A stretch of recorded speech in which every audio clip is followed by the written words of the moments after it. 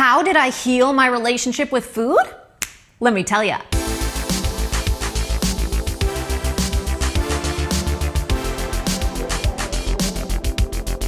Welcome to the series. I'm Alicia and I'm so glad you're here. Before we get started, I've got to remind you to subscribe and hit the bell. This series is going out every weekday this month. Remember that the course is actually hosted in email, so even though the videos are on YouTube, if you want the additional downloads and materials, sign up at mindovermunch.com/foodfreedom. It is free. So yesterday we talked about the importance of emotional intelligence, which is the ability to perceive, facilitate, understand, and manage your emotions, and how that actually leads to health. How the research that I found in grad school is that healthier choices were made with emotional intelligence over nutrition knowledge. So the question becomes, how then do we increase our emotional intelligence, our ability to perceive, facilitate, and understand and manage emotions?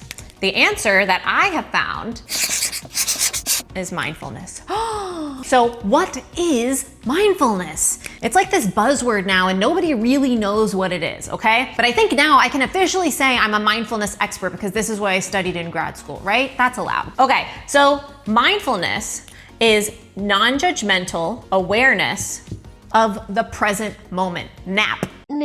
So let's break this down. We've got the present moment. The present moment is all we have right now. We ruminate about the past, we're anxious about the future, we spend most of our time wandering, but the truth is all we have is right now. The past is gone and the future is yet to come. I mean, an asteroid could come and hit us now, and then the future would be gone. So we need to become more present. The awareness part is about seeing clearly. So I want to see something without anything else getting in the way, without telling a story about it. You know, whatever is here in my experience right now is what's really going to help me manage whatever is happening. If I'm lost in a thought about the, past or the future, then I can't really think or see clearly. And the last piece of mindfulness is non-judgment. We judge ourselves, we judge others, and then we can't see clearly. Judgment is actually a block. Judgment is a form of resistance, and what resists will persist. So we got to get rid of the judgment, we got to get rid of the resistance. And really, mindfulness, because of these three components, becomes an opportunity to begin again in each moment. Our mind is going to wander away from the present moment, and through our non-judgmental awareness of what's happening now, we can just stop, breathe, and say, let's start over, let's begin again.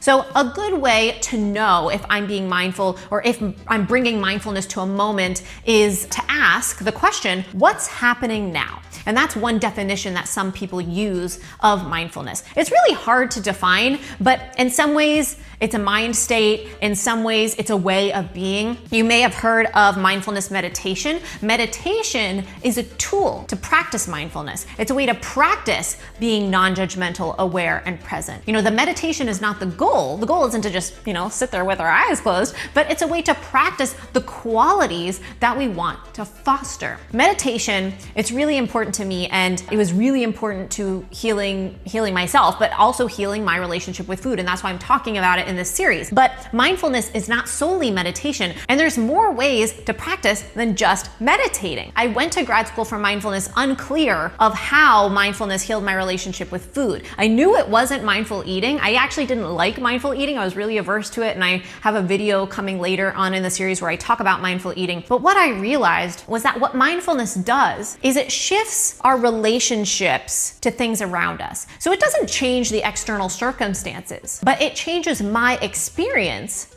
because I learn to relate differently to what's happening. So typically, our minds are wandering. We're mindless more often than we're not.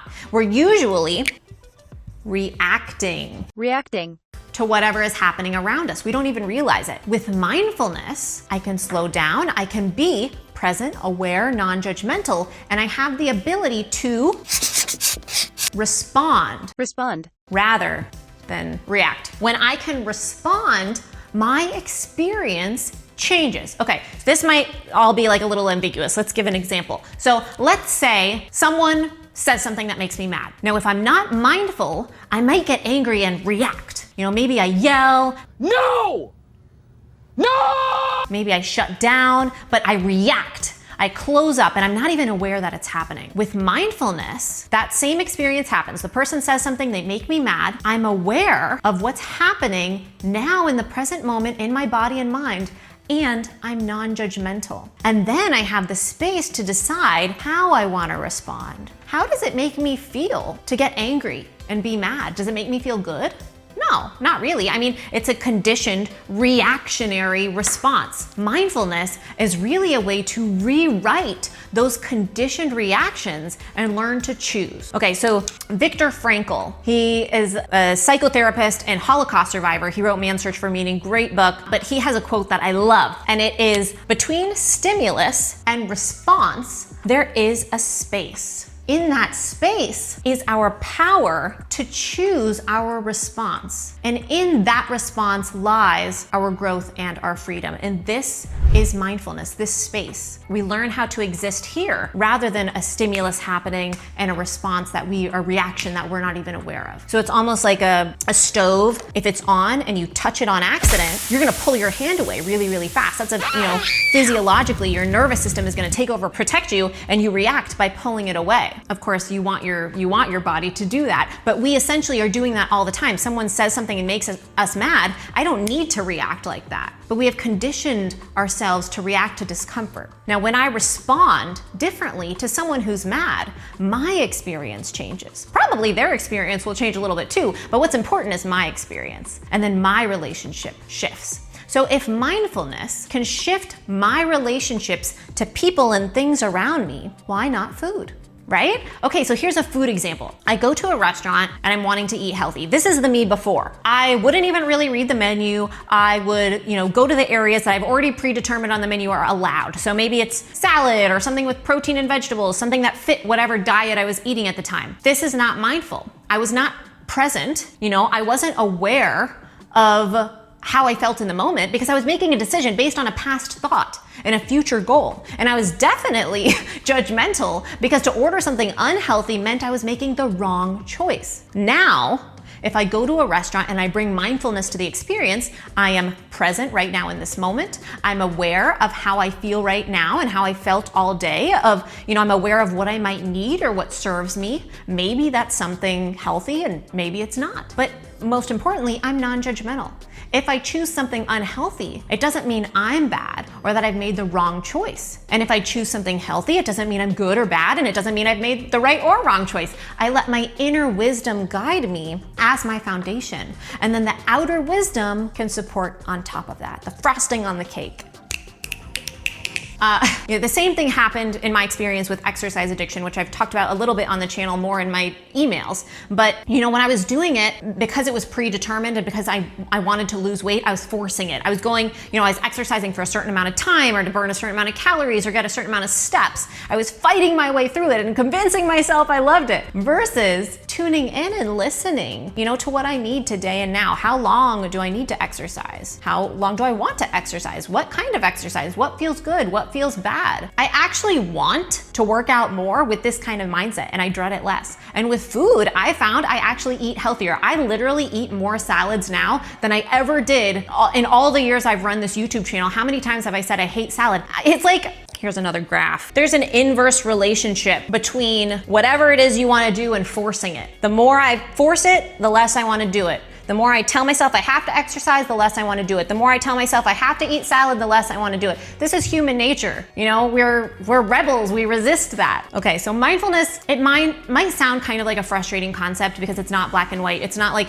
a clear-cut definition. It's not a linear process or a checklist that you can print out and take with you. It's really a way of thinking, and it has to be practiced and embraced over time. But it has really made space for me to feel so at peace with food and exercise and health. And I'm gonna weave it in throughout the series, and I'm gonna provide tons of mindfulness tools along the way so you can start to get curious about it. In today's email, I included a guided audio meditation. And again, like I said, meditation is one of the main tools I've used to increase my own emotional ability, my ability to perceive, facilitate, understand, and manage emotions, and and to connect with my inner wisdom. It's not the only tool, and I'm gonna include more tools throughout the series, especially in the emails. There is more coming, I promise. Okay, so be patient. Go through this month being curious about what your relationship with food is, rather than just trying to change it all at once. Just notice it. Start there. And as a reminder, my Mind Over Meal Prep course is still open this week for enrollment, and it's a great way to support this free series as well. It will also give you a deeper dive into mindfulness and how to apply it to your life,